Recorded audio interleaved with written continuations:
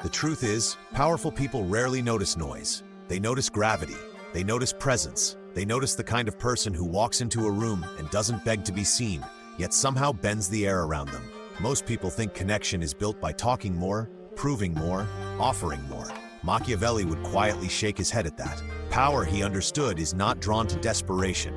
It is drawn to control, restraint, and an almost unsettling calm. And if you're honest with yourself, you already know this. You've felt it. You've watched certain people move effortlessly into rooms where decisions are made, while others with equal talent remain invisible, explaining themselves into irrelevance. Imagine a Renaissance court, marble floors echoing with footsteps, where every smile hides a calculation and every compliment is a test. This is where Machiavelli learned his lessons, not from books, but from watching men rise and fall with terrifying speed. He saw how kings trusted those who never seemed to need them. He saw how advisors survived by understanding one brutal truth. Power does not reward sincerity. It rewards usefulness wrapped in mystery. And centuries later, nothing has changed. The setting looks different. The suits are cleaner, the rooms are quieter, but the laws are the same. The first mistake people make when trying to connect with powerful individuals is trying too hard to impress them. You lean forward, you over-explain, you share your dreams before they've asked your name, and in doing so, you reveal hunger. Machiavelli would say hunger is dangerous because it signals weakness. Power does not want to feed you, it wants to be mirrored. The most magnetic people never rush to prove their value. They let silence do some of the work. They speak as if their time is already full, as if they are choosing this conversation, not chasing it. When you are calm enough to pause, to listen without reacting, to respond instead of spilling, you create tension. And tension is the doorway to interest. Machiavelli understood that distance creates desire. The moment you make yourself too accessible, you lose leverage. Powerful people are surrounded by availability.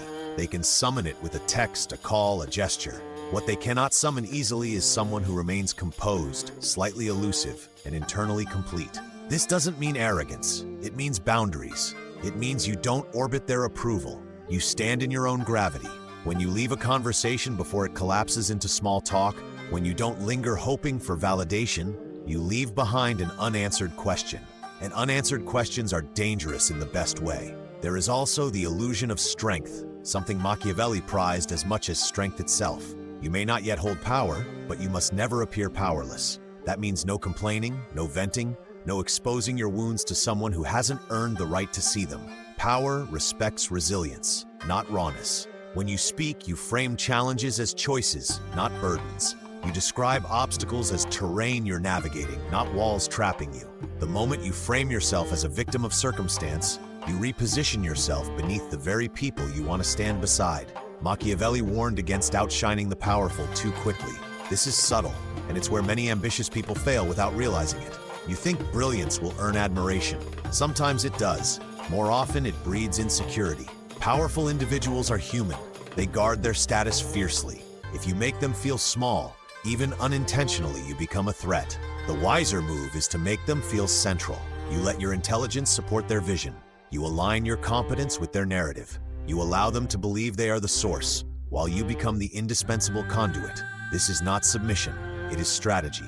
Another brutal truth Machiavelli would insist on: never ask directly for favor when you have nothing to trade. Power is transactional, whether people admit it or not. Before you request access, mentorship, or opportunity, you must quietly build value. That value doesn't have to be loud. It can be information, perspective, execution, discretion. When powerful people realize that your presence reduces their friction, sharpens their decisions, or protects their interests, they stop seeing you as an outsider. They start seeing you as infrastructure, and infrastructure is kept close. There is also timing, an art Machiavelli mastered. Powerful people are most open not when they are winning, but when they are uncertain, when success isolates them, when trust thins out, when applause feels hollow. If you are perceptive enough to recognize those moments and steady enough not to exploit them crudely, you create a bond that feels rare.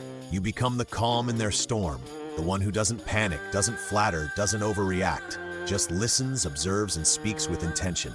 That kind of presence lingers. Machiavelli believed reputation travels faster than truth. Long before you enter a room, a story about you has already arrived. You are known as reliable or unpredictable, discreet or reckless, quietly effective or loudly ambitious.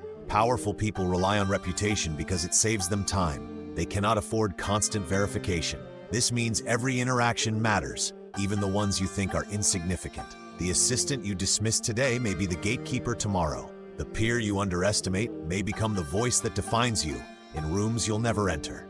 Consistency is power's silent currency. Perhaps the most ruthless lesson is this: never reveal your full intentions. Machiavelli saw intention as a vulnerability. When people know exactly what you want, they can delay you, manipulate you, or deny you without fear.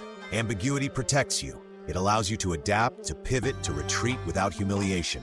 When powerful people cannot predict your next move, they pay closer attention, not out of fear, but out of necessity. Predictability is comfortable, but comfort rarely commands respect. And then there is loyalty, the kind Machiavelli treated with caution. Power does not value blind loyalty. It values reliable alignment. You don't pledge yourself emotionally. You demonstrate consistency under pressure. You don't gossip. You don't leak. You don't seek credit publicly. Over time, this creates trust without promises. The powerful begin to relax around you, and relaxation is rare for them.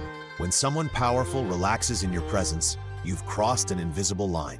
At some point, if you do this long enough, something shifts. Conversations change tone. Invitations come without explanation. Your name is mentioned without your presence. You haven't forced anything. You haven't begged. You've simply become unavoidable. And that is the final, quiet law Machiavelli lived by. Power is drawn to those who do not chase it, but understand it deeply enough to stand beside it without flinching. This is not a guide for kindness. It is not a guide for fairness. It is a mirror held up to how influence actually works in the world, stripped of comfort and illusion. You can reject it, or you can learn to move within it with your eyes open.